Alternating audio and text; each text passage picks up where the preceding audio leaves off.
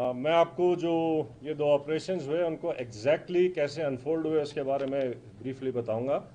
तो 22 से जब से पहलगाम अटैक हुआ है उसके बाद से हमने कई एरियाज़ को एक फोकस एरिया बनाया था जिनको कि हम एक फोकस वे में टारगेट करेंगे।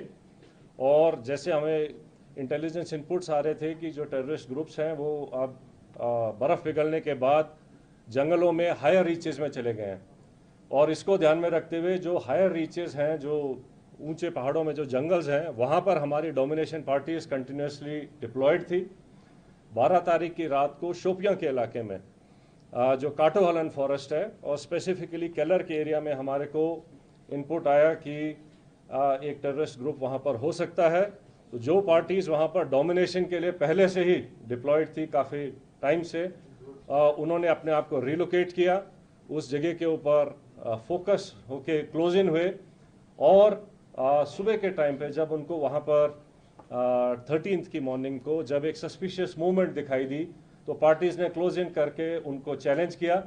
और चैलेंज करने के ऊपर जो है जो टेररिस्ट थे उन्होंने तुरंत फायर खोला। उसके बाद एक एनकाउंटर स्टार्ट हुआ, लेकिन पार्टीज़ ने क्लोज इन करके उनको न्यूट्रलाइज किया।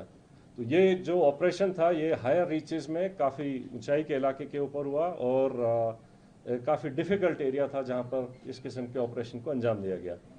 जो सेकंड ऑपरेशन था जो कि त्राल के इलाके में हुआ था, उसका टेरेन बिल्कुल डिफरेंट है, जो कि एक गांव के अंदर था। तो उसी में इनपुट आई कि शायद एक टेररिस्ट ग्रुप जो है एक गांव के नाडर के इलाके में गांव के अंदर कुछ टाइम के लिए सेटल्ड है। और इमीडिएटली उस विलेज को कॉर्डन किया गया।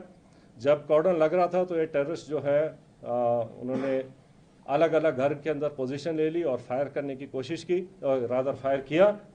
और उस टाइम पे हमारा चैलेंज था कि जो सिविलियंस हैं, जो इनोसेंट, जो वहाँ पर बच्चे, फैमिलीज, बुजुर्ग हैं, उनको वहाँ से निकाला जाए।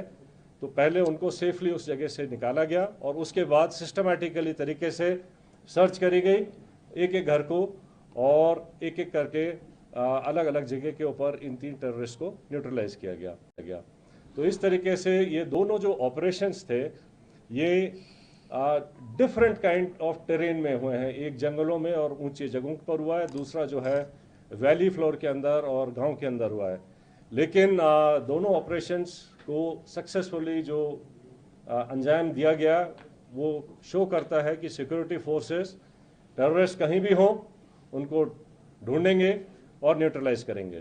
तो जिन ट्रुप्स ने इसके ऊपर इन दोनों ऑपरेशंस को कामयाब बनाया, मैं उनको कॉम्प्लीमेंट करना चाहता हूं।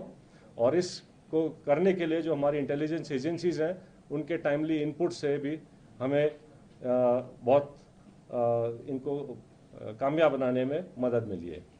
जहाँ तक जो टेररिस्ट न्यूट्रलाइज हुए हैं उनके नाम आप सब जानते हैं।